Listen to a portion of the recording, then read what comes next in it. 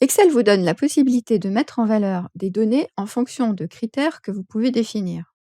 Dans un premier temps, nous allons voir les options de base et ici vous avez un premier exemple. Regardons comment nous avons obtenu cette mise en forme. On a commencé par sélectionner les cellules, puis ensuite on a été dans règle de mise en surbrillance des cellules. Ensuite, supérieur à. Alors supérieur à quoi? Eh bien, quand vous créez une nouvelle règle, vous pouvez aller dans gérer les règles pour voir ce que vous avez paramétré. Donc ici, ce que l'on a paramétré, c'est tout simplement appliquer une mise en forme uniquement aux cellules qui contiennent la valeur de la cellule supérieure à 10. Ensuite, on a paramétré le format qui donc est une écriture rouge avec un remplissage rose clair. Ensuite, on valide et Excel va donc vous mettre cette mise en forme. C'est très simple. Et c'est la même chose sur le texte. C'est-à-dire qu'ici, je sélectionne ces cellules, je retourne dans les règles de mise en surveillance des cellules, et là, c'est le texte qui contient.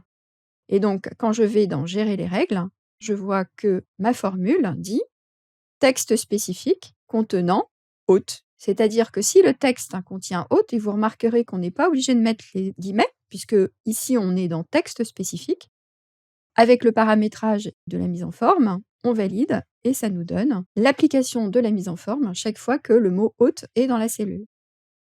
D'autres moyens de mise en forme conditionnelle sont possibles, avec ici par exemple, on a sélectionné donc l'ensemble des cellules, puis enfin utiliser les nuances de couleurs. Excel vous donne une aide contextuelle qui vous permet de savoir ce que vous allez appliquer comme échelle de couleurs. Ensuite, on peut également utiliser les icônes comme ici. Pareil, vous sélectionnez, puis ensuite, vous allez dans Jeux d'icônes, vous choisissez le jeu d'icônes qui vous intéresse. Et ensuite, quand on va aller dans Gérer les règles, on va voir à quoi ça correspond exactement. Vous voyez qu'Excel vous a donné ces paramètres-là par défaut. Vous allez pouvoir bien entendu les modifier en fonction de vos besoins. Il y a bien d'autres possibilités de mettre en forme de manière conditionnelle avec ces simples règles, mais pour l'instant, ce n'est qu'une découverte.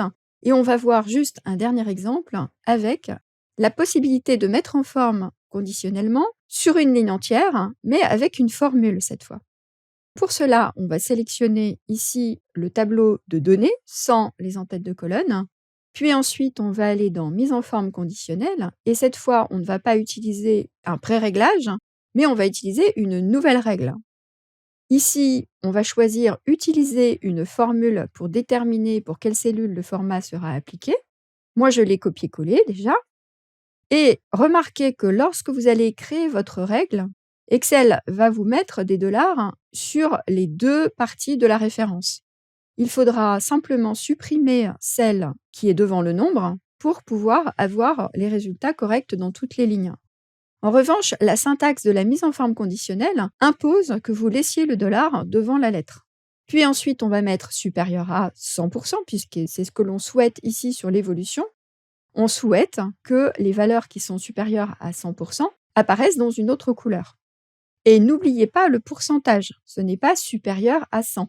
On est bien dans des valeurs en pourcentage, donc on met bien le pourcentage dans la mise en forme conditionnelle. Ensuite, on choisit le format, on va choisir par exemple un fond vert et on va laisser la police dans la mise en forme par défaut. On valide une deuxième fois et la ligne qui est bien à plus de 100% apparaît entièrement en vert. Très pratique pour bien analyser vos reportings.